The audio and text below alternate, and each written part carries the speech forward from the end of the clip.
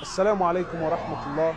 My brothers and sisters, something that's really been eating up at me is the amount of lying and cheating and dishonesty that has become abundant in our community. How many of us, my brothers and sisters, we're lying to the welfare system, we're lying to Centrelink, we're lying in this, family daycare stuff. For what? For what? For a few extra dollars at the end of the week? Sisters are walking into Centrelink with her hijab, kids in the pram, kid on her hand, and she's pregnant, and she's filling out paperwork, signing it, claiming that she's in a de facto relationship. What happened to the quality of a believer? A believer is supposed to be honest. A believer is supposed to be truthful in all of his dealings, in all of his transactions. Indonesia, a whole nation, it embraced Islam. How? Because they seen how the Muslims used to deal in their business, and they knew this was something special. These people are too honest. This was something special, and they embraced Islam. A whole nation. Yet look at the way we deal. Our beloved Prophet Muhammad sallallahu alaihi wasallam was always concerned about his earnings. Always concerned that everything he earns is halal. To the point where, imagine, the Prophet of Allah, he's seen his grandson Al-Hassan, and he had a date in his mouth. Imagine this is a young boy who had a date. The Prophet of Allah, he ran to his grandson and took the date out of his mouth. He said to him, "What are you doing?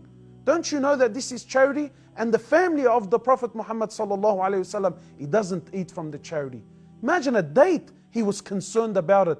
Yet you and I today, no one cares anymore. The Sahaba, imagine our mothers, they used to say to our fathers what?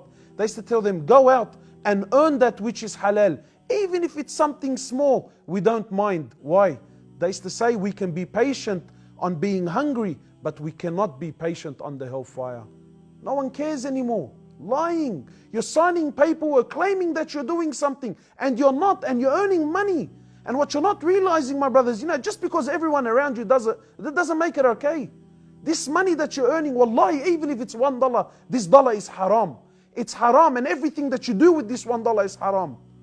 So you could be eating halal, food that's slaughtered Islamically, and you said Bismillah, but you bought this food with that dollar that is haram, then this food has become haram. Your drink has become haram. You're living in a house and you're paying your rent, and you're paying it with money that you've earned from Centrelink through lying about your condition and your status.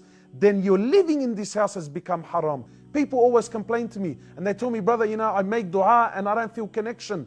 I pray and I'm not feeling anything. Why? Because of this. Because of this is playing a massive role. The Prophet of Allah used to always warn his companions, be sure that everything you eat and everything you earn is halal. Why? Because it has a direct effect with our connection with Allah subhanahu wa ta'ala. And finally, for those people who want to claim to me that, oh brother, look, we're living in a non-Muslim country and we're in a state of war, so therefore we're allowed to cheat and lie. Where do you get this from? And then when we look at our beloved Prophet Muhammad sallallahu alaihi wasallam, look at the way he was. When he was in a real state of war, when the people of Mecca were after him and they had a bounty on his head and they were going after him to kill him and have his head, and the Prophet of Allah, he left Mecca to go to Medina, what did he do?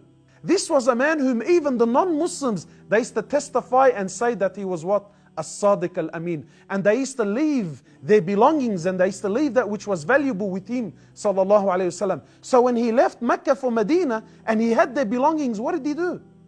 He left his cousin Ali bin Abi Talib radiallahu ta'ala anhu. He said, Ali, you stay behind and you give these non-Muslims, you give back to them which belongs to them. Why? If that was you and I, who cares, brother? Rip them. Take their stuff and run. No, this is not Islam. The Prophet of Allah, he left Ali back to give back to the people which belongs to them, because as a Muslim, we don't take anything that doesn't belong to us, even if it's something minute.